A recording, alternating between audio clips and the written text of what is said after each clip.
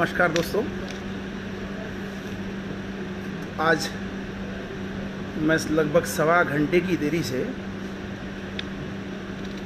आप लोगों के बीच आ सका हूं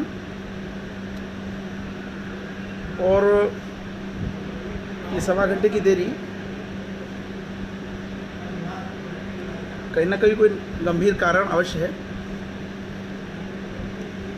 आज मेरे विभाग में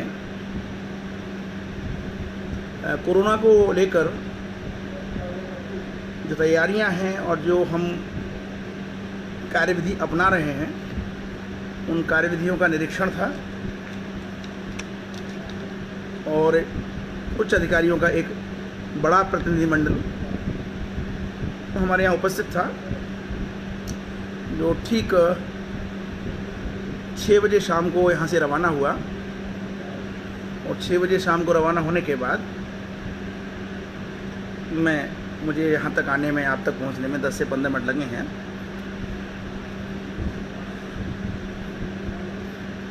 तो विषय बहुत गंभीर हैं, इसलिए देरी से सही मेरा आना अत्यंत आवश्यक था।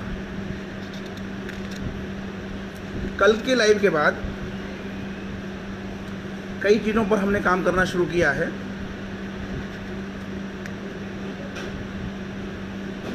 सबसे पहली कोशिश तो हमारी ये है कि जो हम संगठन पे काम कर रहे हैं, एक टीम यदि संगठन पे काम करे तो दूसरी टीम थिंक टैंक पर भी काम करे। आज के वक्तव्य का प्रारंभ में एक पुस्तक के दृष्टांत से करना चाहूँगा। ये पुस्तक है तुझके जहांगीरी। तुझके जहांगीरी तुर्की भाषा में लिखी हुई पुस्तक है, जिसका अनुवाद अब हिंदी में उपलब्ध है। अब पूरी पुस्तक तो नहीं है, लेकिन हाँ, इस पुस्तक का एक दृष्टांत मैं आपको अवश्य सुनाऊंगा कि गंगा जमनी सभ्यता वाले लोग, जिनके लिए हमारे बहुत सारे भाई इतने आकुल और व्याकुल हैं कि उनका नाम नहीं लिया जाना चाहिए, तो ऐसे एक व्यक्ति का जिसके न्याय की चर्चा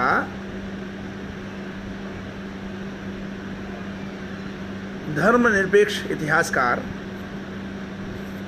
बहुत गर्व के साथ करते हैं, जहांगीरी न्याय। तो जहांगीरी न्याय वाले जहांगीर का मैं केवल एक दृष्टांत देकर इस वक्तव्य की शुरुआत करूंगा।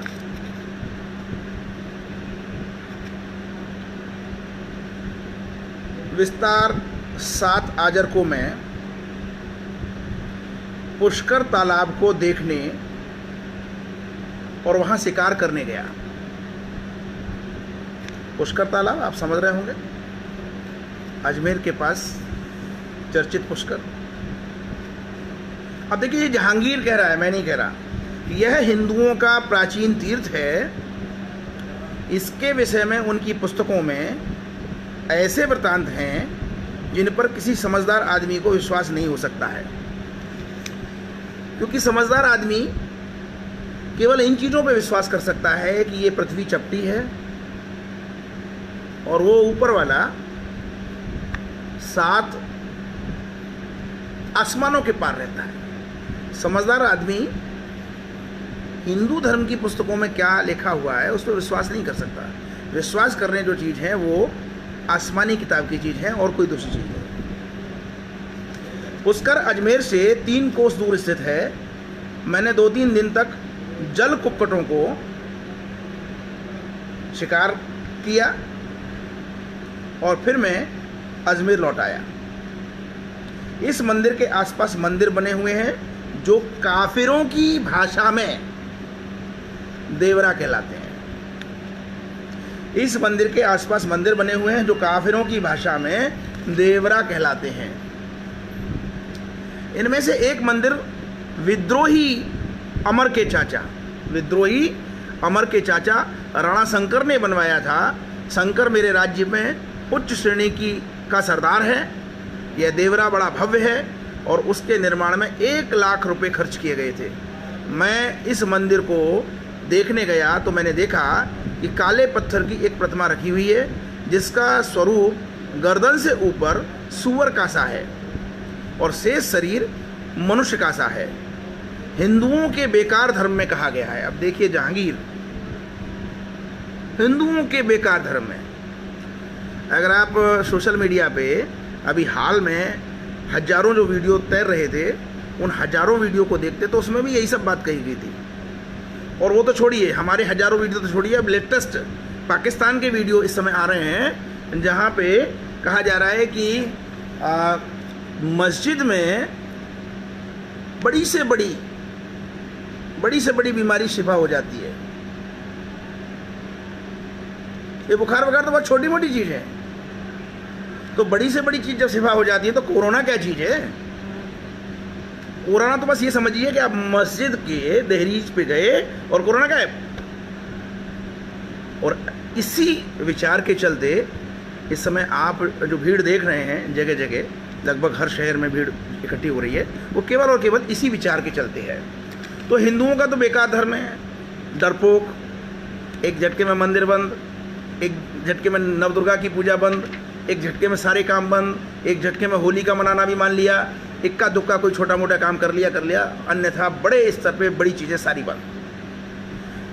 तो ये जो हिंदुओं का जो बेकार धर्म है, इसमें कहा गया है कि एक बार किसी विशेष उद्देश्य परमात्मा ने इस स्वरूप में प्रकट होना आवश्यक समझा।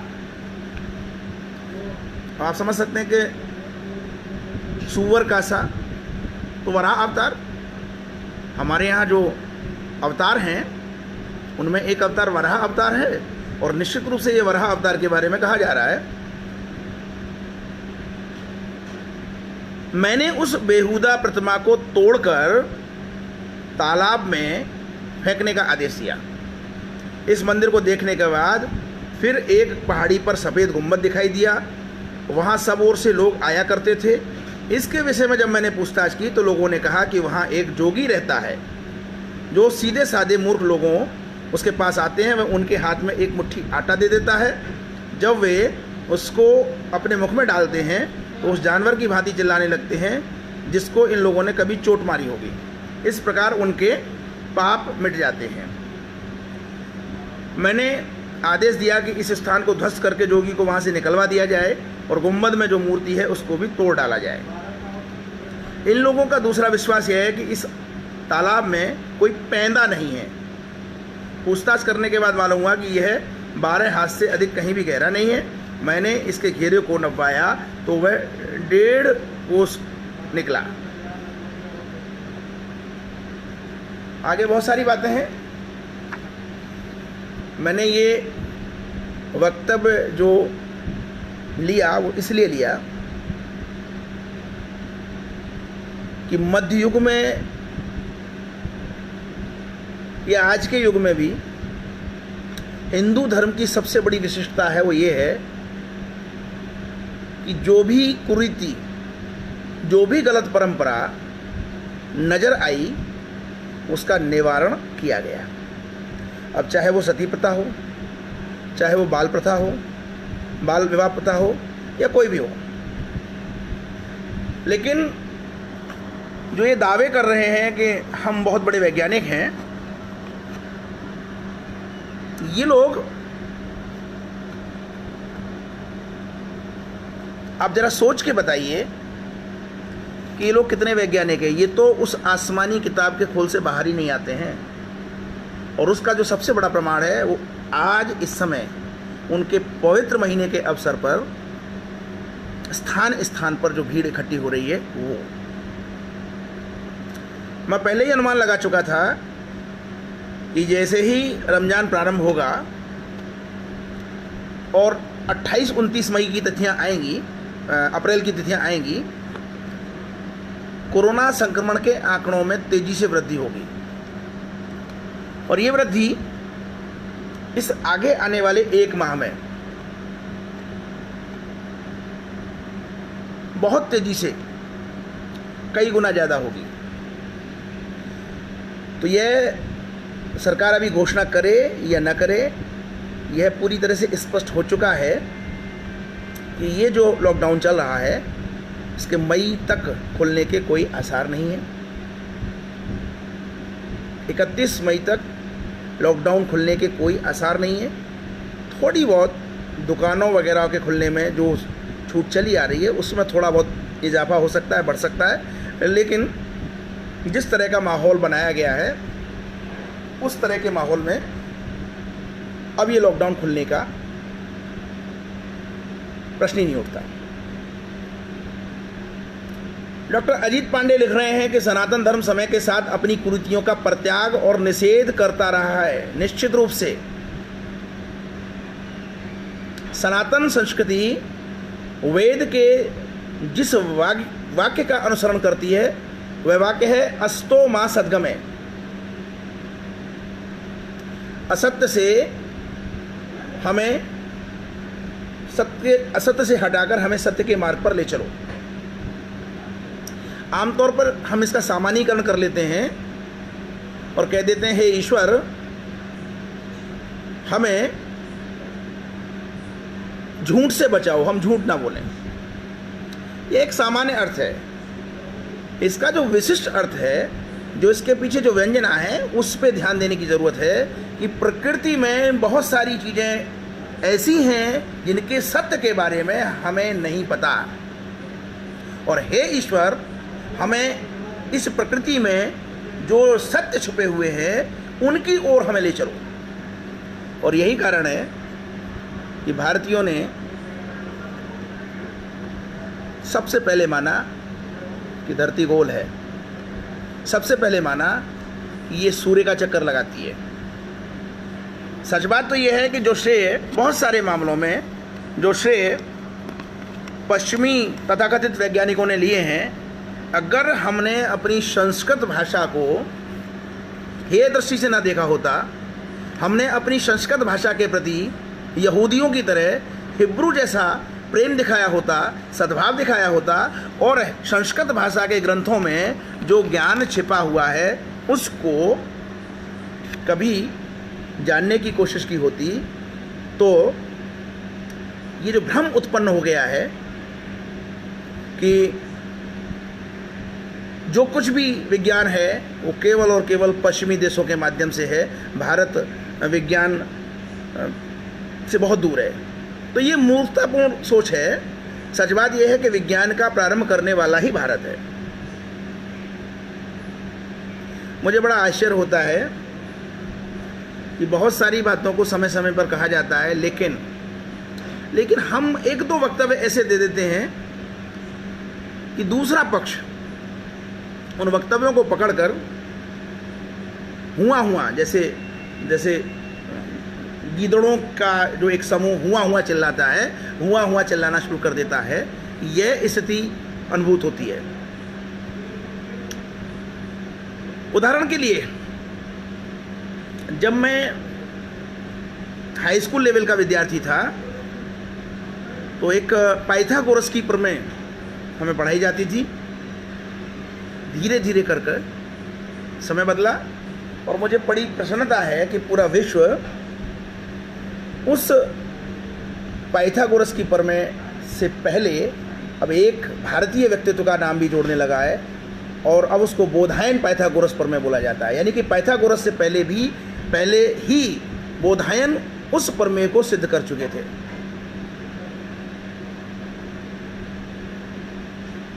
दो तीन दिन पहले मैंने एक उदाहरण दिया था, एलोवेरा, जिसे हमारे आयुर्वेद में घृत कुमारी कहा गया था।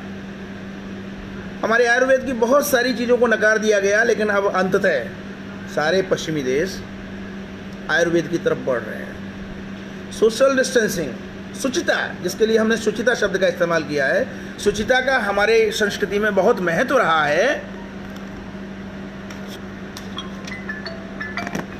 उस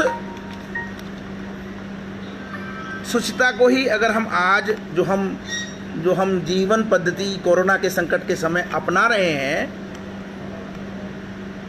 तो अब पहले तो सब बड़ा भेदभाव वाला धर्म है, इस तरह की बातें कही जाती थी, बड़ा भेदभाव वाला धर्म है, शुचिता को भेदभाव का प्रतीक मान लिया गया था। लेकिन आज कोरोना संकट के समय शुचिता का वैज्ञानिक जो पहलू है वो सामने आ रहा है।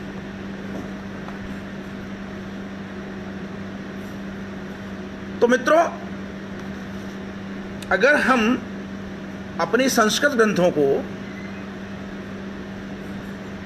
जो संस्कृत ग्रंथों में जो चीज़ें हैं उनको लेके आएँ, सामने लेके आएँ, तो बहुत सारी चीज़ें निकल के आएंगी। मैं अपने वक्तव्यों के माध्यम से, जब तक ये लॉकडाउन है, मैं कोशिश करूंगा कि कुछ एक चीज़ें आपके सामने लाऊं कि देखिए संस्कृत ग्रंथों में कितनी कितनी सुंदर सुंदर चीज़ें छिपी हुई हैं। संजय कटियार जी कह रहे हैं एनसीईआरटी में बदलाव जरूरी, नहीं तो सरस्वती विद्या मंदिर स्कूल और खोले जाएं। आचार्य रमाकांत शुक्ल जी आ गए हैं, मैं उनको नमस्कार करता हूं। आदरणीय डॉक्टर नित्यानंद स्वामी जी भी मुझे दिखाई दे रहे हैं, मैं उनको भी नमस्कार करता हूं।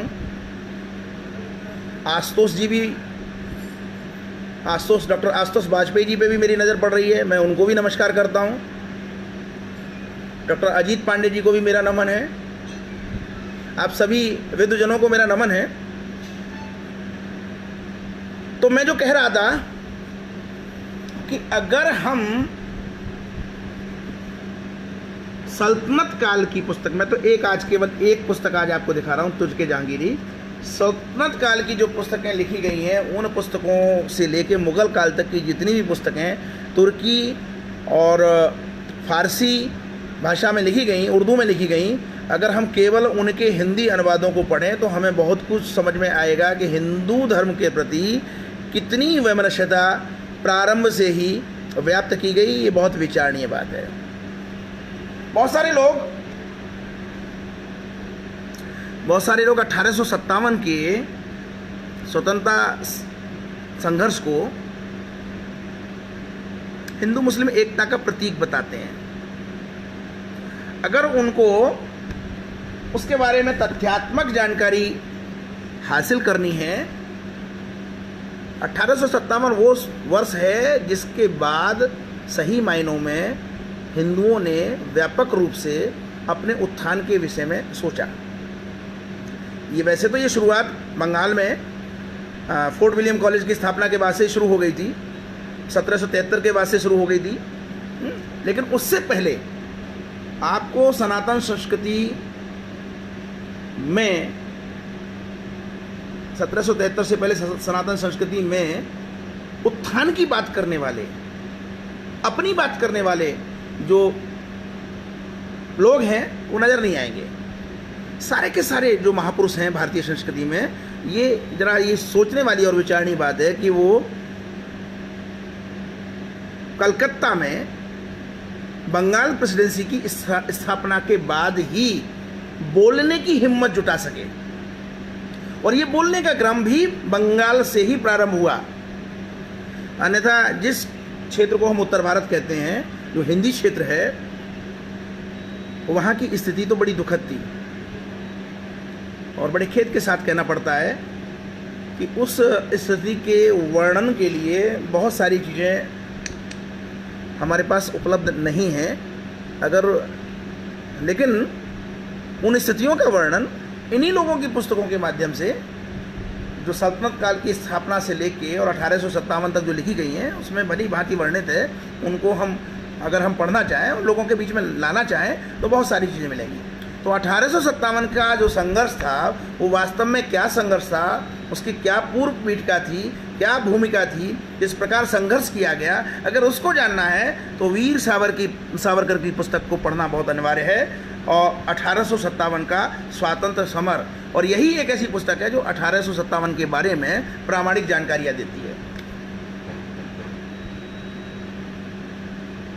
तो मेरा मानना ये है कि हमें सल्तनत काल से लेके और वीर सावरकर के 1857 के स्वातंत्र समर तक की जो पुस्तकें हैं, उनका गहन अध्ययन करके जो मध्यकाल, जिसको हमने मध्यकाल कह रखा है, भारतीय इतिहास का स्वर्ण युग, जिसे वामपंथी भारतीय इतिहास का स्वर्ण युग बताते हैं, उस मध्यकाल के विषय में बेहतर जानकारियाँ आपको मिलेंगी, बशर्ते कि आप राष्ट्रवादी दृष्टिकोण से इन पुस्तकों का अध्ययन करें। और हमारी कोशिश ये रहेगी कि इस तरह की चीज़ें हम लाएं। कल ही मेरी आदरणीय डॉक्टर नित्यानंद स्वामी जी से बात हो रही थी, उन्होंने बताया कि संत रविदास पर वो काम कर रहे हैं। बहुत अच्छा लगा मुझे। कबीर, संत रविदास, मैं आज अगर व्यस्त ना होता तो मेरा मन था कि एक मैं पूरी संत कवियों की एक पूरी सूची बनाऊं कि जो गैर ब्राह्मण थे और उन्होंने सनातन संस्कृति के बारे में बात की, संघर्ष किया। ये मैं सूची आपको जो गैर ब्राह्मण मध्यकालीन संत कवि हैं उनकी सूची, जहाँ एक और उन्होंने हमारे हिंदुओं में या भारतीयों में जो कुरीतियाँ डेवलप हो गई थी, विकसित हो गई थी, उन पे जहाँ कठोर प्रहार किया, लेकिन साथ में हमारी संस्कृति की जो विशिष्टताएं थी वो भी, उनको भी वो निकाल के लाए, सरल भाषा में निकाल के लाए।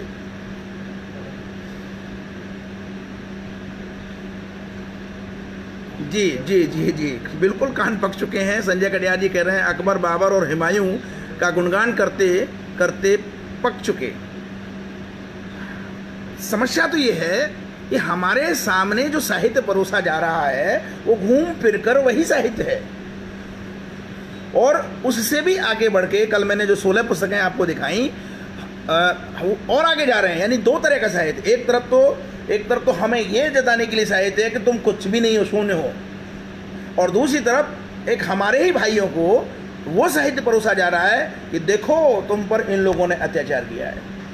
और मज़े की बात यह है कि जिन लोगों ने अत्याचार किया उन लोगों के अते पते ही नहीं हैं।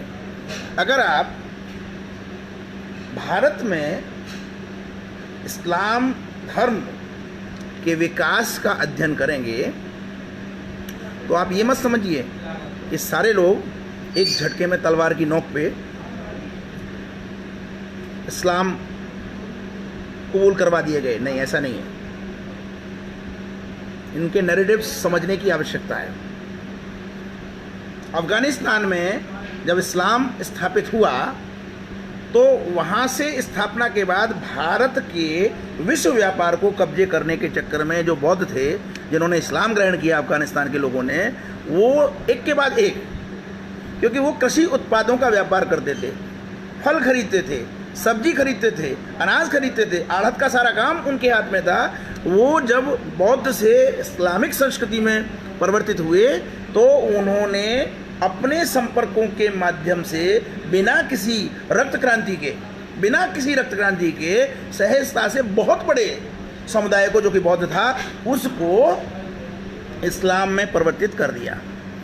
जो लोग कहते हैं कि हिंदुओं ने बौद्ध धर्म को नष्ट किया, उनसे मेरा सिर्फ एक ही प्रश्न है कि मुझे बताएं कि अगर हिंदुओं ने बौद्ध धर्म को नष्ट कर दिया था तो विक्रमशिला और नालंदा जैसे विश्वविद्यालय जो बौद्ध अध्ययन के लिए पूरी दुनिया में जाने जाते थे, कैसे चल रहे थे? वहाँ हजारों आचार्य, हजारों शिक्षार्थी आखिरकार कैसे जुट जाते थे अगर हिंदू उनको नष्ट करने में जुटे हुए थे। तो ये जो तथ्य हैं, हमें इन तथ्यों को से जो नैरेटिव बन रहे हैं उन नैरेटिव्स को तोड़ने की आवश्यकता है। और हम लोगों का प्लान हो रहा है कि हम छोटी छोटी पुस्तिकाओं के माध्यम से संदर्भ, साक्ष्य और प्रमाणों के साथ इन चीज़ों को नई पीढ़ी के सामने रखेंगे। हमारी नई पीढ़ी बहुत सारी चीज़ों को नहीं जानती है, विशेष रूप से 1986 के बाद जो अंग्रेजी माध्यम के विद्यालय जो बने हैं, उन विद्यालयों में पढ़ने वाले छात्रों को तो बहुत सारी चीज़ों के विषय में पता ही नहीं है। तो मैं आज कुछ और पुस्तकें आपके लिए लेके आया हूँ। ये देखिए किस किस को बौद्ध बनाया जा रहा है। ये देखिए, जाट जाति प्रच्छन्न बौद्ध है। जाट जाति, दिल्ली के आसपास जाट जाति आप जानते ही होंगे, बहुत ही संगठित जाति है। आज तक उनके जो पुराने टाइम के कबीले टाइप की जो पंचायतें हैं वो आज तक चली आ रही हैं। महेंद्र सिंह टिकैत इसी आधार पे उनके मुखिया रहे थे और आज भी उनके बीच में प्राचीन काल की जो पंचायत व्यवस्था है वो आज तक चली आ रही है। लेकिन उनको भी भड़काने की कोशिश की जा रही है। जाट जाति प्रच्छन्न बौद्ध हैं, यानी कि भारतीय संस्कृति को कहाँ कहाँ से कैसे कैसे तोड़ सकते हैं, ये सारा का सारा इंतजाम किया गया है। एक तरफ तो ये जाट जाति हो गया, और दूसरी तरफ मुझे याद है कि जाटों के क्षेत्र में जाट और जाटव संघर्ष बहुत हुआ है, पारस्परिक विचार मेल नहीं खाते हैं, बहुत संघर्ष हुआ है। तो एक तरफ तो जाटों पे ये डोरे डाले, तो दूसरी तरफ उनको भी नहीं छोड़ा। ये देखिए, यदुवंश जाटव वंश का इतिहास। अब आप समझ लीजिए, दोनों पुस्तकों को अगल बगल में रख लीजिए। सामाजिक रूप से ये दोनों जातियां अभी हाल तक एक दूसरे की बहुत बड़ी विरोधी रही हैं। बहुत बड़े बड़े कांड हो गए, हत्याकांड हो गए, एक दूसरे को देखती भी नहीं थी। और जो आज का जो हमारा नवबौद्ध समुदाय है, वो बड़ी चतुराई से दोनों ही जातियों पर अलग अलग तरीके से डोरे डालने में जुटा हुआ है। तो नैरेटिव समझने की बहुत आवश्यकता है। देखते जाइए, हिंदू राजाओं ने बौद्ध धर्म को प्रश्रय दिया। देखिए, मैं एक बात कह दूं, आदित्य विक्रम जी, जो आपने लिखा है हिंदू राजाओं ने बौद्ध धर्म को प्रश्रय दिया, उसके पीछे बहुत सारे कारण हैं। मैं अशोक को ही लेता हूँ, ये अशोक के धर्मलेख हैं। केवल कोई सा भी एक धर्मलेख अगर मैं इसमें से खोल दूँ, कोई सा भी एक, देखिए मैंने बिना सोचे समझे एक खोल दिया, और ये देखिए, ये मैंने 38वां पेज है, कालसी का 11वां शिलालेख, कालसी का 11वां शिलालेख मैंने देखिए अचानक खोला है। आप चाहें तो मैं इसकी जगह कोई दूसरा भी पेज खोल सकता हूँ। इसमें अशोक के सारे शिलालेखों का वर्णन है। मैंने अभी 11वां शिलालेख कालसी का खोला था, मैं बदल देता हूँ अपनी, देखिए बिना देखे, ये देखिए अपनी मर्जी से ये कोई भी पेज खुल जाए। ये मैंने खोला, अब कालसी वाला पेज नहीं आया। अब जो पेज मेरे सामने आया वो आया आपका येर्रागुड्डी का नवम शिलालेख, येर्रागुड्डी का नवम शिलालेख। अब मैं पढ़ना शुरू करता हूँ। देवताओं के प्रियदर्शी राजा, ये हिंदी रूपांतरण है पाली भाषा का, जो पाली भाषा में शिलालेख लिखा हुआ है उसका। देवताओं के प्रिय प्रदर्शी राजा ऐसा कहते हैं। अब यहाँ मेरा प्रश्न ये है कि जब आप बौद्ध धर्म में ईश्वर को नहीं मानते, तो देवताओं को मानते हैं क्या? और अगर देवताओं को मानते हैं तो देवताओं के प्रिय प्रियदर्शी राजा ऐसा कहते हैं। ये सीधा संकेत है कि जो हमारी संस्कृति, चाहे उस युग में चाहे कोई बौद्ध हो, चाहे कोई सनातन संस्कृति को मानने वाला हो, बौद्ध हमारा ही एक संप्रदाय था। और अगर हमारा संप्रदाय ना होता तो अशोक अपने आप को देवताओं के प्रियदर्शी राजा ऐसा कहते हैं, ये नहीं लिखवाता। लोग विपत्ति में, पुत्र तथा कन्या के विवाह में, पुत्र की उत्पत्ति में और इसी तरह के दूसरे अवसरों पर अनेक प्रकार के बहुत से ऊंचे और नीचे मंगलाचार करते हैं। ऐसे अवसरों पर स्त्रियां अनेक प्रकार के तुच्छ और निरर्थक मंगलाचार करती हैं। मंगलाचार तो करना ही चाहिए, मंगलाचार तो करना ही चाहिए, किंतु इस प्रकार के मंगलाचार अल्प फल देने वाले होते हैं, परंतु धर्म का जो मंगलाचार है वो महाफल देने वाला होता है। इस धर्म के मंगलाचार में दास और सेवकों के प्रति उचित व्यवहार, गुरुओं का आदर, तिराड़ियों की अहिंसा, और ये जिस दृष्टिकोण से मैंने पेज खोला है मैं उस पे आ रहा हूँ। फिर दोबारा पढ़ रहा हूँ, क्योंकि आप एक रनिंग में जब मैं पढ़ूंगा तो हो सकता है आपके पकड़ में ना आए, इसलिए मैं दोबारा पढ़ रहा हूँ। मैं जो है आपको जो है, परंतु धर्म का जो मंगलाचार है वह महाफल देने वाला है। इस धर्म के मंगलाचार में दास और सेवकों के प्रति उचित व्यवहार, गुरुओं का आदर, प्राणियों की अहिंसा, और फिर दोबारा मैंने और पे स्ट्रेस दिया। और ये स्ट्रेस में जो दे रहा हूँ मैं इसलिए दे रहा हूँ कि जो आगे आने वाले जो शब्द हैं उन पे आपको ध्यान देने की आवश्यकता है। और श्रमणों तथा ब्राह्मणों को दान तथा इसी प्रकार के दूसरे मंगल कार्य होते हैं। श्रमणों तथा ब्राह्मणों को दान तथा इस प्रकार के दूसरे मंगल कार्य होते हैं। अगर बौद्ध धर्म सनातन संस्कृति का विरोधी होता तो इस शिलालेख में, और इस शिलालेख में नहीं, अशोक के प्रत्येक शिलालेख में ब्राह्मण शब्द का जिक्र नहीं होता। अशोक के प्रत्येक शिलालेख में श्रमण और ब्राह्मण शब्द का उल्लेख है, और अशोक को प्रत्येक शिलालेख में देवताओं का प्रिय प्रियदर्शी राजा बताया गया है। बहुत सारी चीजें हैं। ब्रह्म में पूरे भारतीय समाज को, क्रिप्टो क्रिश्चियंस, ईसाई मिशनरीज, वामपंथी बनके पूरे भारतीय समाज को भ्रमित करने में जुटी हुई हैं।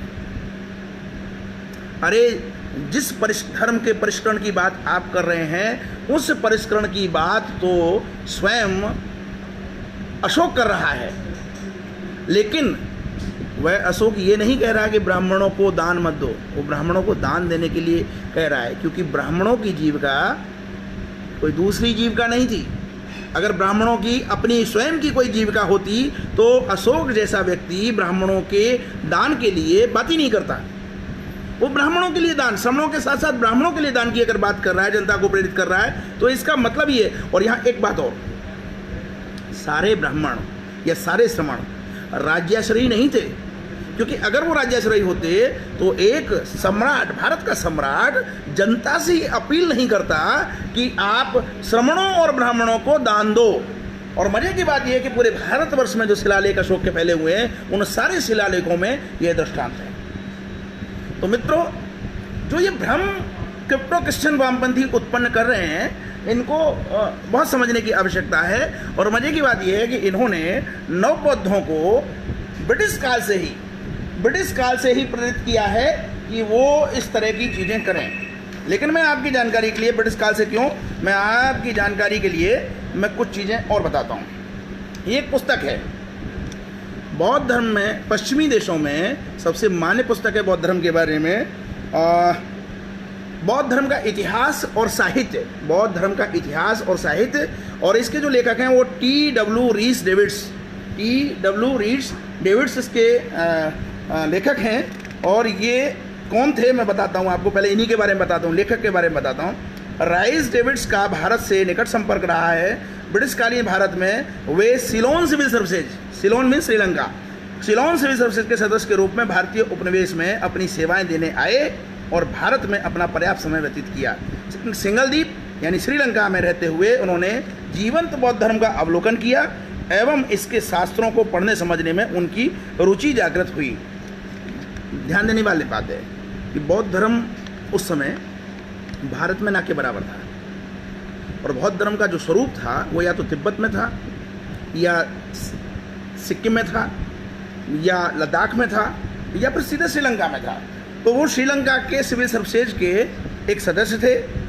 उन्होंने, उनकी रुचि इसमें जागृत हुई और उसके बाद उन्होंने 1882 में, ये लगभग वही समय है जब हमारे यहाँ नागरिक पंचायती सभा गठित होती है, 1882 में पाली टेक्स्ट सोसाइटी की स्थापना की श्रीलंका में पाली टेक्स्ट सोसाइटी की स्थापना हुई। और ये पति पत्नी दोनों पाली भाषा में और बौद्ध धर्म में विशेष रुचि रखते थे, शोध की दृष्टि से थे तो वो भी क्रिप्टो क्रिश्चियन ही, लेकिन शोध की दृष्टि से बहुत रुचि रखते थे। 1882 के बाद 1904 में वो लंदन विश्वविद्यालय में पाली और बौद्ध साहित्य के प्रोफेसर नियुक्त हुए और उसके बाद उन्होंने धर्मों के तुलनात्मक अध्ययन, इतिहास और संस्कृति पर विशेष कार्य किया। इनकी जो सबसे खास बात है कि आज से 150-200 वर्ष पूर्व दुनिया को बौद्ध धर्म के विषय में स्पष्ट जानकारी नहीं थी। आज से करीब 150-200 वर्ष पूर्व दुनिया को बौद्ध धर्म के विषय में जब स्पष्ट जानकारी नहीं थी, तब उस समय पे ये जो T.W. रीड डेविड्स हैं, इन रीड डेविड्स महोदय ने पूरी दुनिया को बौद्ध धर्म के बारे में जानकारियाँ दी। और मज़े की बात यह है कि भगवान बुद्ध की जीवनी न तो पाली में और न अन्य प्राचीन स्रोतों में पूर्ण रूप से कहीं भी नहीं मिलती। और सबसे पहले गौतम बुद्ध के जन्म के बारे में जो एक अनुमान लगाने की जो बात आई, सबसे पहले प्रोफेसर डेविड्स ने लगाया और इन्होंने ही कहा कि 600-700 ईसा पूर्व गौतम बुद्ध का जन्म हुआ। अब आप देखिए, समूची गंगा घाटी में उस समय जो अद्भुत सहिष्णुता व्याप्त थी, उसके प्रमाण स्वरूप यह अत्यधिक रोचक तथ्य है कि उस पूरे भूभाग में बुद्ध के बारे में किसी को कोई जानकारी नहीं थी। यानी कि लगभग 1857 के आसपास पूरे भारतीय उसमें बुद्ध के बारे में कोई खास जानकारी नहीं थी कि बुद्ध का जन्म भारत में ही हुआ या बहुत सारी चीज़ हुई। अशोक के बहुत सारे लंबे लंबे प्रस्तर स्तंभ जो कि पाली भाषा में लिखे गए थे को महाभारत कालीन भीम और अर्जुन द्वारा रोपे गए प्रस्तर खंड कहकर व्याख्याएं की जाती थीं। उस समय भारत में कोई भी ग्रंथ ऐसा उपलब्ध नहीं था जो यह बता सके कि बौद्ध धर्म भारतीय धर्म है, भारत में स्थापित धर्म है। तो ये जो 2-3 चीज़ें हैं ये समझने वाली बात है कि बौद्ध धर्म जो भारत में जन्मा और फिर भी भारत में नहीं था, तो इसके पीछे जो एकमात्र कारण था वो इस्लाम था। और इस्लाम ने व्यापार के चलते पहले अफ़गानिस्तान की तरफ से एंट्री मारी और अफ़गानिस्तान की तरफ से एंट्री मारते हुए बिना किसी तीर तलवार के सीधे सीधे जो भी बौद्ध उस समय थे, और बौद्धों का जो स्थान था आप समझ सकते हैं, जिसको ब्रिटिश बंगाल प्रेसिडेंसी के नाम से जानता था, संयोग से वही भूभाग प्राचीन काल में बौद्ध का महत्वपूर्ण स्थान था, जिसे आज हम बिहार, उड़ीसा और बांग्लादेश और पश्चिम बंगाल के रूप में जानते हैं। यही भूभाग बौद्ध भूभाग के रूप में था। अब आप समझिए कि वो पूरा का पूरा भूभाग बिना किसी युद्ध के, बड़ा आश्चर्य होता है कि इस्लामिक संस्कृति से, सनातन संस्कृति के, भारतीय संस्कृति के जितने भी युद्ध हैं, जितने भी संघर्ष हैं, वो उत्तर प्रदेश या उसके पश्चिम में हैं। उत्तर प्रदेश पार करते ही कोई बड़ा संघर्ष नजर नहीं आता। फिर भी जनसंख्या, इस्लामिक जनसंख्या इस पूर्वी भूभाग में अधिक है।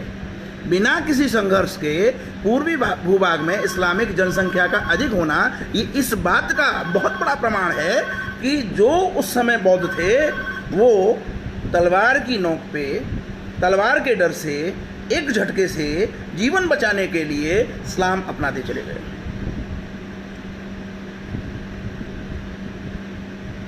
और यही कारण है कि जो अरब देश हैं आज भी भारत और पाकिस्तान के मुसलमानों को पर्याप्त सम्मान नहीं देते, क्योंकि अरब का जो संघर्ष था वो बुद्ध से था, बुद्ध परस्त। हम बुद्ध का एक सरलीकरण, सरल अर्थ निकाल लेते हैं। बुद्ध का मतलब मूर्ति, मूर्तियाँ प्रारंभ हुई, लेकिन देखिए बहुत छोटी सी बात है, हथियार जो बनाएगा वो भी आज जैसे हम पिछड़ा जाति कहते हैं वही बनाएगा। मूर्तियाँ बनाएगा, अगर हम वर्णों के हिसाब से चलें, जो हम अधिरोपित कर रहे हैं समाज पे और जो प्रश्न चिन्ह हम खड़े कर रहे हैं, तो हथियार बनाने वाला जो वर्ग है वो भी पिछड़ी जाति से आता है, वंचितों से आता है। मूर्ति बनाने वाला जो वर्ग है वो भी वंचितों से आता है। सारे के सारे जो कारीगर वर्ग हैं वो आज की तारीख में, तब नहीं थे, उस समय नहीं थे, आज की तारीख में औद्योगिक, पश्चिमी देशों की, यूरोपीय देशों की औद्योगिक क्रांति के बाद भारत का जो कारीगर वर्ग था, भारत का जो दस्तकार वर्ग था, वो एक तरह से वंचित वर्ग में बदल गया। धन का अभाव हो गया, क्योंकि कहीं ना कहीं कृषि का निषेध था कारीगर वर्ग के लिए। बौद्ध धर्म में कृषि का निषेध था, कृषि से वो जीवन यापन करते नहीं थे। एक तरफ जो हिंदू धर्म वाले लोग थे वो कृषि में जुड़े रहे, और जो लोग थे कारीगर वर्ग वो सोचते थे कि किसान खेती कर ही रहा है, फसल पे हमें देगा ही देगा, तो वो निश्चिंत रहते थे। लेकिन हुआ क्या कि जैसे ही यूरोप की औद्योगिक क्रांति का समावेशन हुआ भारतीय उपमहाद्वीप में, ये जो दस्तकार वर्ग है, ये जो कारीगर वर्ग है, इसका व्यवसाय छिनता चला गया। चीज़ें फैक्ट्रियों में बनने लगी, और जब फैक्ट्रियों में बनने लगी तो धीरे धीरे करके निश्चित रूप से आप समझ सकते हैं। अभी आप देख रहे हैं कि मात्र 1 महीना हुआ है कोरोना संकट में, 1 महीने में ही आर्थिक हालत खस्ता हो गई। और जब आप सैकड़ों वर्ष तक तो रोजगार का कोई उपाय नहीं मिलेगा। जो पारंपरिक हमारे जो दस्तकारी थी, जो परंपरागत रूप से हमारी कारीगरी चल रही थी, वो एक झटके में जब खत्म हो जाएगी और पीढ़ी दर पीढ़ी सिवाय वंचित होने के कोई दूसरा परिणाम निकल सकता है। ये बहुत इम्पोर्टेंट बात है। तो जो कल के मेरे उस पे आदरणीय दिल्ली से राजकिशोर सिन्हा जी ने लिखा था कि नहीं आप ये गलत कह रहे हैं। मैं फिर कह रहा हूँ कि मैंने सही कहा है कि कृषि योग्य भूमि सनातन संस्कृति को मानने वाले लोगों के पास अधिक थी, क्योंकि वो उनके यहाँ पे कृषि निषेध नहीं थी। अहिंसा के चलते बौद्ध धर्म के अनुयायी कृषि कार्य नहीं करते थे। अरे सीधी सीधी बात है, अगर आपको खेतों की रखवाली करने जाना है तो रास्ते में जो कुत्ता मिलेगा उसको भी मारना पड़ेगा, रास्ते में जो सांप मिलेगा उसको भी मारना पड़ेगा, नीलगाय आएगी उसको भी मारना पड़ेगा। कृषि बिना हिंसा के संभव ही नहीं है। कृषि बिना हिंसा के संभव ही नहीं है। और मैं ऐसा सोचता हूं कि शायद इसी वजह से बौद्ध धर्म में कृषि का निषेध था। और इस कृषि निषेध के कारण देखा जाए तो बौद्ध धर्म के अनुयायियों पे दो तरफ से प्रहार हुआ। एक तरफ से इस्लामिक जिहादियों ने प्रहार किया, उनको सीधे सीधे अपनी संस्कृति को छोड़ के एक पराई संस्कृति को अपनाने के लिए, और दूसरी तरफ यूरोपीय संस्कृति ने प्रहार किया कि फैक्ट्रियां डालकर औद्योगिक क्रांति करके उनकी जो कुटीर उद्योग था उनकी जो दस्तकारी थी, उनका जो कारीगरी थी, उसको समाप्त कर दिया। और बड़े दुर्भाग्य की बात है कि ये सारे वर्ग जिन्होंने हमारे कारीगर वर्ग को जिन्होंने हमारे दस्तकार वर्ग को जो है वंचित बनाया, वही क्रिप्टो क्रिश्चियन ये प्रचार करते हैं कि ये देखो ये जो हिंदू हैं, ये ऊंची जाति वाले जो लोग हैं, इन्होंने तुम्हारा शोषण किया है। इस तरह से नैरेटिव गढ़े जाते हैं। तो मित्रों, इन नैरेटिवों को तोड़ने की आवश्यकता है।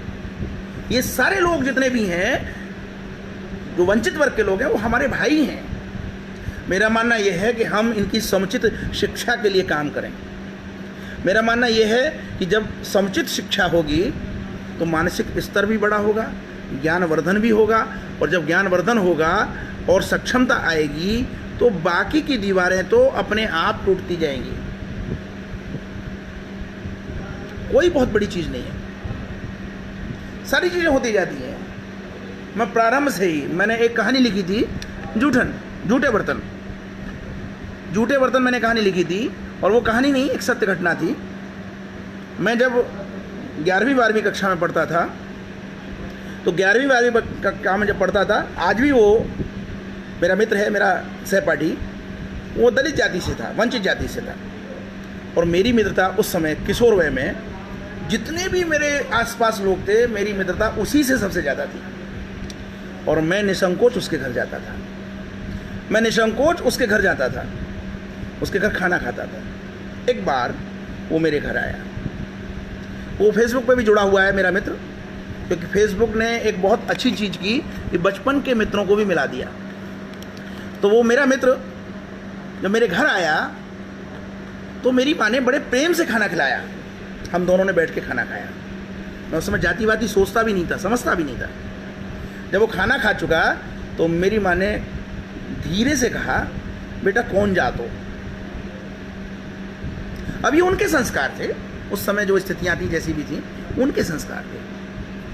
मेरे मित्र ने थोड़ा सा सिर झुका के लजाते हुए कहा, आंटी मैं जाटव हूँ। मेरी माँ ने कुछ नहीं कहा। जब खाना वाना खा लिया तो मेरी माँ ने एक शब्द बोला, बेटे अपने बर्तनों में जरा पानी डाल देना। और वो एक शब्द मेरे लिए बहुत ही शॉकिंग था, बहुत शॉकिंग था, क्योंकि कोई भी थोड़ा सा भी ऊंची जाति का व्यक्ति आता है तो मेरी माँ को उन बर्तनों को धोने में कोई संकोच नहीं था। लेकिन वो मेरा मित्र जो है जाटव था, तो उसके बर्तनों को धोने में संकोच था। मैं उस समय 14-15 साल का था। मेरा मित्र उठा, उसने बर्तन धोए। उसके जाने के बाद मैं बहुत रोया। 14-15 साल की उम्र, आप समझ सकते हैं। उसके बाद मेरे पिताजी जब रात को आए तो मैं तब तक सुबक रहा था। उन्होंने रोने का कारण पूछा तो मैंने कहा मेरे दोस्त का अपमान किया है, मम्मी ने मेरे दोस्त का अपमान किया है। मेरे फादर ने पूरी बात समझी और मेरी माँ से कहा कि देखो जात पात कुछ नहीं होता, उसका दोस्त है, इसके साथ पढ़ता है, तुम्हें इस तरह की बातें नहीं करनी चाहिए। और वो दिन था, उसके बाद जब तक मेरी माँ जीवित रही उन्होंने इस तरह की बात कभी सोची भी नहीं, कभी जहन में भी नहीं लाई।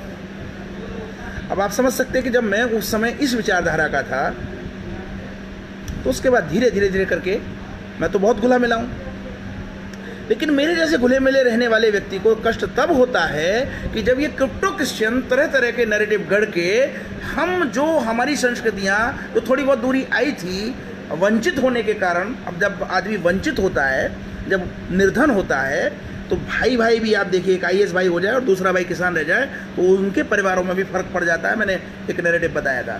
तो अब आप समझिए कि कोई वंचित परिवार है, तो वंचित परिवार के रहन सहन में और एक थोड़ा ठीक ठाक परिवार में रहन सहन में थोड़ा अंतर आ जाता है। उस रहन सहन के कारण से दूरियां जो बढ़ी, उन दूरियों की वजह से ये जातिगत भेदभाव उत्पन्न हुआ और ये जातिगत भेदभाव निश्चित रूप से खत्म हो रहा था।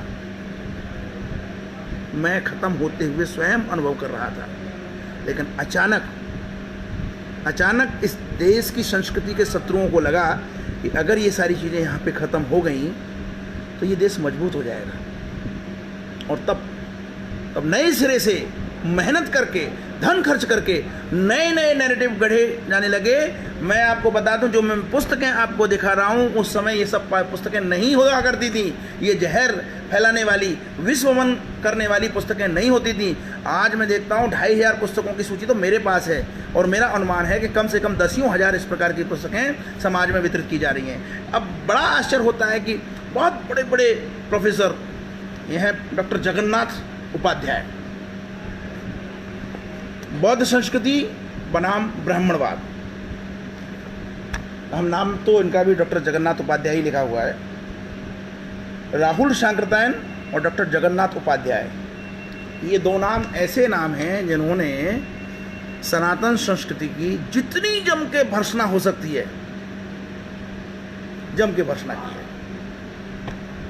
राहुल शांकृतायन के राष्ट्रवादी दृष्टिकोण से पुनर्मूल्यांकन की आवश्यकता है, मेरा ऐसा मानना है, क्योंकि उन्होंने जितना विश्वमन किया, ठीक है वो विद्वान थे, ठीक है वो उस समय तत्कालीन परिस्थितियों के हिसाब से, अपनी रुचि के हिसाब से तिब्बत से बौद्ध ग्रंथों को लेके आए, बौद्ध धर्म पे उन्होंने बहुत सारा काम किया, लेकिन मेरा बहुत स्पष्ट मानना है, मैंने जितना पढ़ा है उनको, कि उन्होंने सनातन संस्कृति पर प्रहार करने के अलावा कोई दूसरा काम नहीं किया। उन्होंने भारतीय समुदाय में वैमनस्यता फैलाने के अलावा कोई दूसरा काम नहीं किया। ऐसा ही दूसरा नाम मैंने जो अभी जो पुस्तक दिखाई, ये डॉक्टर जगन्नाथ उपाध्याय है। इनकी पुस्तकों में भी मैंने कई पुस्तकें इनकी पढ़ी, एक पुस्तक मैं आपको दिखा रहा हूँ।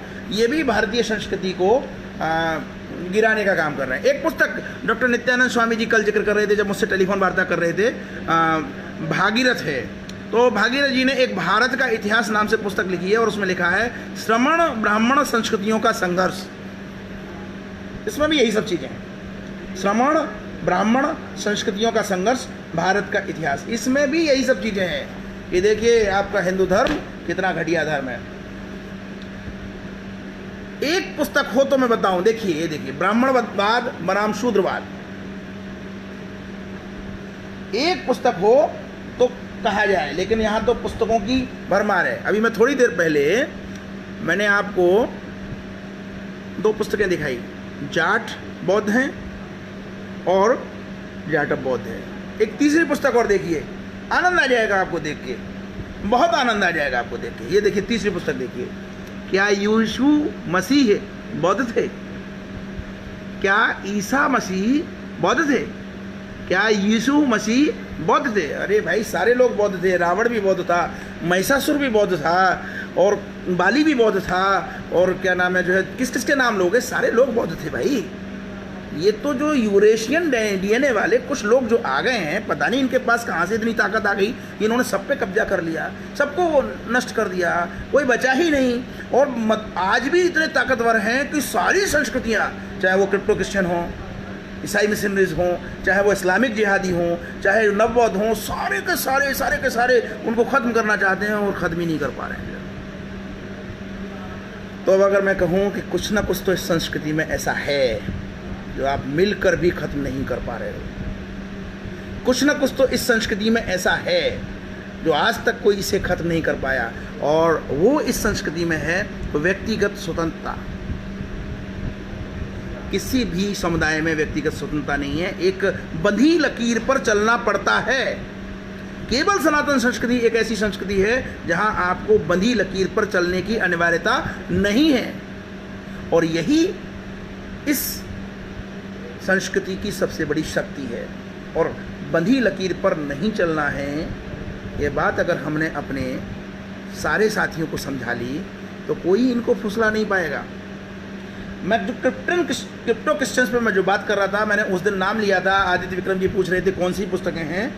राजीव मल्होत्रा अमेरिका में रह के बहुत बड़ा काम कर रहे हैं केवल और केवल क्रिप्टो क्रिश्चियंस पे, लेकिन उनकी अपनी सीमाएं हैं, अपनी लिमिटेशंस हैं। अब आप देखिए, उन्होंने पहली पुस्तक लिखी भारत विखंडन, जिसका मैं जिक्र कर रहा था, भारत विखंडन, और इसमें लिखा हुआ है द्रविड़ और दलित दरारों में पश्चिमी हस्तक्षेप।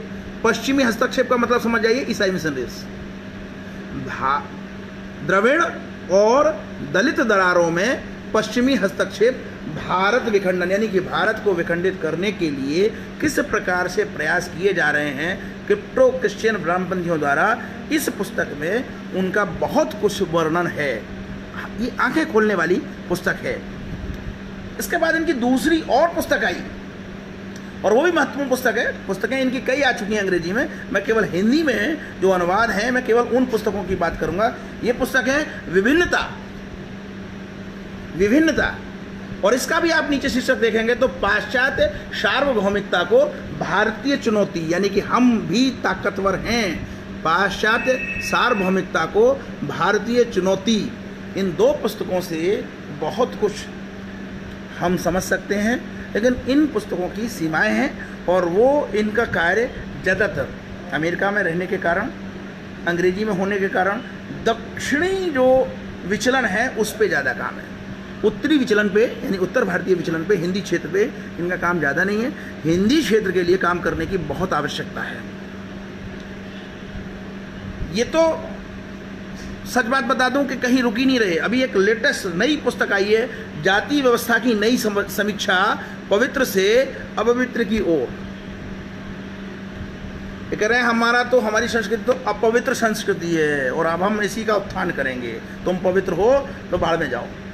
जिस स्वच्छता की बात हम लोग करते हैं, जिस सोशल डिस्टेंसिंग की हम बात करते हैं, जिसको कोरोना संकट में आज बहुत बड़ा टूल माना जा रहा है, और जब सारे विकसित देश इस कोरोना संकट में धड़ाम हो गए, उस समय पे हमारी सोशल डिस्टेंसिंग भारत को विजय की तरफ ले जा रही है। मुझे बड़ी प्रसन्नता हुई कि झारखंड में एक तरफ भगवा झंडा लगाने के कारण, एक बोर्ड हिंदू शब्द लिखने के कारण अपने बोर्ड पे, एक फल वाले के खिलाफ एफआईआर होती है, पुलिस वाले पकड़ ले जाते हैं, लेकिन वहाँ संघर्ष प्रारंभ होता है और उस फल वाले को छोड़ना पड़ता है। एक दलित फल सब्जी वाला डंके की चोट धर्मनिरपेक्षों को कहता है कि मैं भगवा झंडा लगाऊंगा, जिसको मुझे जान से मारना है मार दो, मैं भगवा झंडा लगाऊंगा। ये समय आ गया है कि हम अपनी संस्कृति, अपने समाज की रक्षा करें। अगर कोई समाज अपने आप को दूषित कर रहा है, दूसरों को भी दूषित कर रहा है, तो मैं उसके चक्कर में क्यों फंसूं। इस तरह के स्टेटमेंट एक दलित कम पढ़ा लिखा सब्जी वाला जब सड़क पे खड़े होकर कहता है तो मन करता है कि जाके पास उसके तालियां बजाई जाएं और गले में हार डाल दिया जाए। ऐसे लोग संस्कृति की रक्षा करते हैं। मैं बार बार जो कहता हूं मित्रों कि पढ़े लिखे लोगों को अहंकार त्याग के एकजुट होना होगा, और खाली एकजुट नहीं होना होगा, आगे बढ़ना होगा, निकलना होगा, परिश्रम करना होगा, तब जाकर हम इस क्रिप्टो क्रिश्चियन संकट से पार पा पाएंगे। अन्यथा जाने कितने हिंदू नाम वाले ब्राह्मण, दत्तात्रेय ब्राह्मण, राहुल गांधी, सोनिया गांधी, प्रियंका गांधी, वाड्रा तो बाद में है, प्रियंका गांधी पहले हैं, प्रणव राय, राधिका राय, प्रकाश करात, वृंदा करात, सीताराम येचुरी, सीता और राम दोनों नाम हैं। ये सारे लोग हिंदू नाम वाले क्रिप्टो क्रिश्चियन आपकी संस्कृति को ध्वस्त किए बिना नहीं मानेंगे। विचार आपको करना, और ऐसा नहीं, छोटे छोटे प्रयास हो रहे हैं, छोटे छोटे प्रयास हो रहे हैं। अभी देखिए, एक बहुत बड़े लेखक हैं, बहुत बड़े कवि, इलाहाबाद यूनिवर्सिटी से निकले थे, मेरी ही समवयस्क होंगे, मेरी उम्र के होंगे। देखिए वो किस तरह से व्यंग्यात्मक रूप से लिखते हैं। हिंदुत्व का मोहनी मंत्र, ये बद्री नारायण की पुस्तक है, हिंदुत्व का मोहनी मंत्र। ये देखिए, भारत की आम जनता शोषण मुक्त व अधिकार युक्त कैसे हो। पुस्तक का शीर्षक है दलित व पिछड़ी जातियों की स्थिति। ऊपर 4 लाइनों में पूरा हेडिंग है। पहला है दलित पिछड़ा आंदोलन की एक कालजयी रचना। दलित पिछड़ा आंदोलन की एक कालजयी रचना। भारत की आम जनता शोषण मुक्त व अधिकार मुक्त कैसे हो, अधिकार युक्त कैसे हो। अतीत से आज तक भारतीय इतिहास में दलित व पिछड़ी जातियों की स्थिति। अब इसमें जो तथ्य हैं वही शोषण किया, शोषण किया, शोषण किया। हमें कुछ नहीं करना है, शोषण कैसे किया ये प्रश्न करना है। हमें प्रतिप्रश्न खड़े करने ही होंगे कि शोषण कैसे किया। अरे शोषण करने वाले लोग तो वो लोग हैं जिन्होंने फैक्ट्रियां डाली, जिन्होंने औद्योगिक क्रांति की और आपकी दस्तकारी को शून्य बना दिया, आपको वंचित कर दिया आय से। शोषण करने वाले तो वो लोग हैं। और आप कह रहे हो जो कृषि कार्य में लगे रहे, जो लोग जो पूरी निष्ठा से, जो मौसम पे आधारित कृषि थी, कभी अकाल पड़ रहा है, जिन्होंने संघर्ष किया, कभी अकाल पड़ रहा है, कभी कुछ और हो रहा है, तो ये जो अकाल पड़ रहा है, बारिश नहीं हो रही है, बैल से जोत रहे हैं, कितना कठोर परिश्रम करके किसान ने इस सनातन संस्कृति को जीवित रखा है, कभी कल्पना की है? या सिर्फ शोषण शोषण कहना जानते हो? अरे आपका शोषण करने वाले जो लोग हैं वो हैं। बहुत अच्छी 2 किताबें इस दौरान आई हैं, लेकिन मैं उनसे बहुत ज़्यादा संतुष्ट नहीं हूँ, क्योंकि उन्होंने पूरी व्याख्या नहीं की और कहीं ना कहीं अपने आप को स्थापित करने का प्रयास। एक जो होता है कि हम समाज के बीच में जाके सहजता से संवाद करें, वो स्थिति नहीं है। जिस काम में ये क्रिप्टो क्रिश्चियंस जो माहिर हैं, कि जो संवाद की स्थिति उत्पन्न करते हैं, सहजता से संवाद करते हैं, अभी हमारे विद्वान अभी उस लेवल तक, उस स्तर तक नहीं पहुंचे हैं। फिर भी ये 2 पुस्तकें संदर्भों के लिए बहुत महत्वपूर्ण है। एक तो तरुण विजय जो पांचजन्य के संपादक रहे हैं, उनकी है वामपंथी कलुष कथा, और दूसरी है सतीश चंद्र मित्तल की, जो इतिहासकार हैं, उनका साम्यवाद का सच। ये 2 पुस्तकें थोड़ा हैं, लेकिन जो इनका स्तर है वो विद्वानों के स्तर का है, शोध के लेवल की हैं। तो ठीक है, मैंने कल 2 पुस्तकें आपको दिखाई दी कि एक ही संपादक महिषासुर पे एक छोटी पुस्तक लिखता है, महिषासुर एक जननायक, और एक दूसरी पुस्तक लिखता है महिषासुर मिथक और इतिहास। अब आप समझ लीजिए, एक 360 पेज की है और 128 पेज की। यानी कि मेरा कहने का तात्पर्य है कि हमें दोनों स्तरों पर काम करना पड़ेगा। हमें ज़मीनी स्तर पे काम करना पड़ेगा। हमें एक तरफ जो आम समाज है, आम युवा है, उसके पक्ष में सोचना पड़ेगा, और दूसरी तरफ जो हमारे विद्वान हैं, वो विद्वानों के स्तर की भी चीज़ें हमें लानी पड़ेंगी, उनके लिए शोध के लिए रखनी पड़ेंगी। कल हम लोगों में एक सहमति बनी है, हम शीघ्र ही लॉकडाउन खुलते ही छोटी छोटी लघु पुस्तकों के माध्यम से ये सारी चीज़ें, क्योंकि देखिए वक्तव्य में सारी चीज़ें नहीं आ पाती हैं। वक्तव्य आपको झकझोर सकता है, वक्तव्य आपको एक दिशा, एक छोटे हिंट दे सकता है, लेकिन वक्तव्य में सारे शोधों को धारा प्रवाह रखना बहुत मुश्किल होता है। और अगर हमने शोधों को रखना शुरू कर दिया वक्तव्य में, तो सारे वक्तव्य फिर बोरिंग हो जाएंगे, लोग 2 मिनट सुनने के बाद बैठ जाएंगे जो है। तो आप लोग बड़े धैर्य से सुन रहे हैं और मुझे भी बड़ा अच्छा लग रहा है। मैं ये बस यही चाहूँगा, मेरा रोज़ की तरह निवेदन रहेगा, निकलिए सनातन संस्कृति, भारतीय राष्ट्र की सुरक्षा के लिए आपको आगे आना ही होगा। बहुत बहुत धन्यवाद आपका। नमस्कार।